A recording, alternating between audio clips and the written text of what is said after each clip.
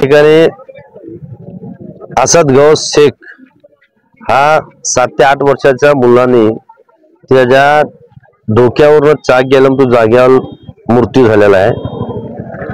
त्याचा मामा इरफान बागलकोटीने त्यांना घेऊन घरकुलला जात असताना भरघोस वेगाने याला टेम्पो, त्यामध्ये माती, रस्ता कच्चा असल्यामुळे धुळा उडता दिसत नाही। टेम्पोवाला सुद्धा सावकाश चालवायची गरज आहे, एवढे खड्डे असताना जोरात चालला, त्या धक्का लागला ते खाली कोसळला।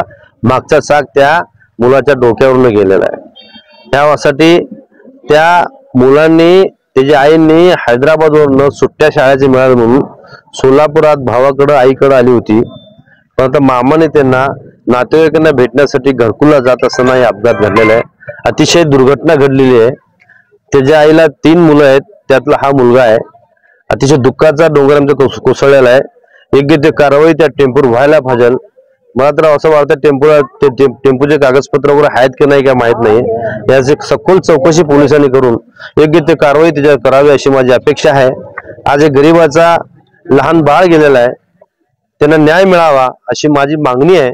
कारण हे त्या ठिकाणी महानगरपालिका सुद्धा प्रशासनाचं लक्ष देण्याची गरज आहे। रस्ते एवढा खराब झाला आहे त्या ठिकाणी, माणसाला चालता येत नाही, यासाठी त्यांनी सुद्धा लक्ष द्यायला पाहिजे। अजून किती बळी घेणार हे सांगता येत नाही। मोठे जड वाहन इथूनच जातात, ह्याच्यावर सुद्धा काहीतरी पाबंदी घालायला पाहिजे। या ठिकाणी जड वाहतूकचा लाईन नाही आहे, कच्चा रस्ता आहे। लोकांनी टोल चुकवण्यासाठी इथून सुद्धा जातात कुंभारला जाण्यासाठी। यासाठी विनंती करतो प्रशासन याच्यावर योग्य कारवाई करा। आज त्या आईचं बघून तो बेशुद्ध पडली, तिची आई बघून सर्व मेंदू बाहेर आलेला आहे बाळाचा, ते बघितलं की आई सुद्धा बेशुद्ध झालेली आहे। यासाठी मी याचा निषेध करतो, अजून तो योग्य ते कारवाई करा अशी माझी विनंती है। ये मेरे भांजे को लेकर, दोनों भांजे को मैं घरकुल के पास जा रहा था। ये डंपर वाला एकदम साइड से चल रहा था, अचानक बीच में आया, गाड़ी को पीछे से धक्का लगा, वो एक लाख गिरा नीचे, उसके ऊपर से चाक पे गई, छाती पर से जाके। कहाँ जा रहे थे? घरकुल को। कहाँ से? इधर नई जिंदगी फयाज कैंटीन के पास से घरकुल। अभी